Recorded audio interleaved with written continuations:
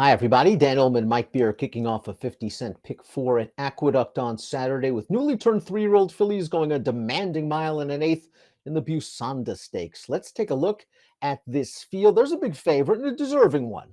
The number 2 Shimmering Allure ran so well when second in the Grade 2 Demoiselle to close out her 2023 campaign. That race also at a mile and an eighth.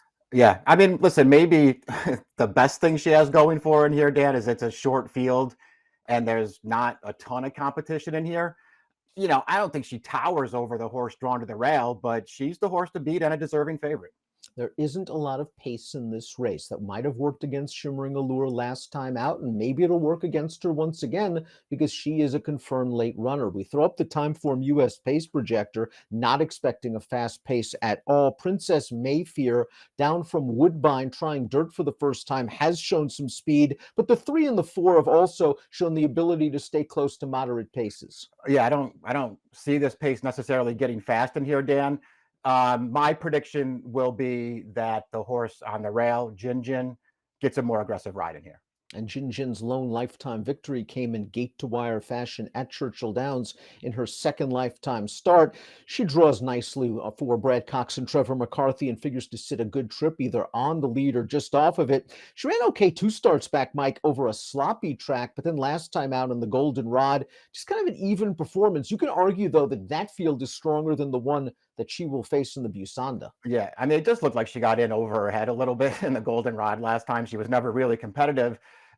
It's also worth noting, though, that right from the start of the Goldenrod, they just took a hold of her. They had no designs on going forward in there. They took her back off the pace, maybe just to see what would happen. And she just didn't run that well. I think they're going to get more aggressive from the rail here. Her prior races were all okay, and this is a way better spot. And one of the reasons Brad is so successful is he's able to find the right spots. I think he probably looked at Jin's last race and said, maybe not ready for the Oaklawn Fairgrounds Gulfstream 3-year-old fillies. Let's try them up in New York where the waters are a little bit lighter. The number 2 is Shimmering Allure. She's the horse to beat. She won the tempted 2 starts back at Aqueduct, and she really had no chance last time out in the Demoiselle. It was a race controlled by the favorite over a speed bias track. She was 4 wide all the way around Shimmering Allure, and she kept trying for second. Yeah, she runs pretty well in here. I mean, when you go back and watch the full replay, I don't think she was beating this winner anyway. I don't think it really mattered. But when you're Junior Alvarado in a race that's not going in front of you, you got to make a decision early in the race, man. You can't just sit out 4 wide around the track and not go for any position. This horse actually runs really well in here, but she's only second best. When she won the tempted 2 back, she took advantage of a really fast pace that day, but she also ran really well. I mean, I like the way that she finished in there.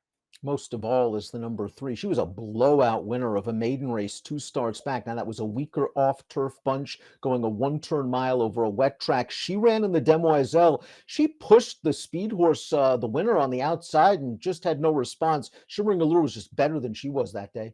Yeah, exactly. I mean, I'm not sure what to make of her off of that race. Obviously, she's still really lightly raced. She has a really nice pedigree as well. So maybe there's a chance that she can just keep getting better. I was disappointed in her performance last time, but maybe in her defense, she was the one who was sort of trying to push Life Talk on the lead a little bit, and Life Talk's just way better than she is. The 4-class act needed a couple of starts to find her best stride for trainer Todd Pletcher, but switching to Kendrick Carmouche helped find her speed. Kendrick is very aggressive, and he sent class act right to the front in this race. And turning into the stretch, I realize it's only a 4-horse field and only 3 are in the picture, but class act finishes it off nicely, and the race, perhaps most importantly, is at a mile and an eighth. Yeah, I like that about it. I like the fact that they actually had to use her a little bit to make the early lead in this race. And then it's not like she was just loose around the track. The horse that's dying in third right now and is going to fade, well out of the picture here. That horse was 4-5 and was pushing this horse on the lead the entire way. I like the class act managed to put her away in there, Dan. Obviously, just looking at her figures, maybe it doesn't matter. Whatever happened last time, maybe just doesn't matter and she's not fast enough. But she ran pretty well last time, I thought. All 3 of the number 5 Princess Mayfair's prior starts have come over the Tapeta surface at Woodbine, including this race, her first start against winners, her first start around 2 turns. She took on males in this race, showed good early speed to get to the front. She holds on well to be second, and this is an all-dirt pedigree, Mike. She's a half to a stakes place dirt sprinter. The second dam was a Grade 1 winner sprinting on the dirt, and the dam is a half-sister to Taprit, who won the Belmont Stakes. So there's dirt and there's distance, and she might get loose. I mean, I guess she could. I mean, she did go right to the lead in here. The problem that I had with it, Dan, is it was a super slow pace and nobody went with her. She didn't have to work to get there. And then this horse, this horse ran okay in there, but that horse came and ran her right over through the stretch in there. I don't know. I find it's hard for me to decide how good I really think she is. And I don't know that the surface switch is enough to get me interested, but it's not like it's a super tough field. Dylan Davis picks up the mount on the 5, Princess Mayfair, for her stakes debut. Let's take a look at our top picks for the Busanda. Shimmering Allure just could not overcome that wide trip. I agree with you. I don't think she was beating Life Talk with a perfect trip. Life Talk is a really good 3-year-old filly from the Pletcher barn. Yeah. This is an easier spot. I think the key to the race is what you mentioned early. Does Jin Jin go and make Shimmering Allure come catch her? Yeah, I mean, they were really the only two that I was interested in, and in a field like this one, that's nothing to write home about. There'll be two very short prices in here. I just decided to go 2-1. Mike's going 2-1. I'm going 2-1. And the Busanda, maybe the first baby step on the New York road to the Kentucky Oaks. Good luck.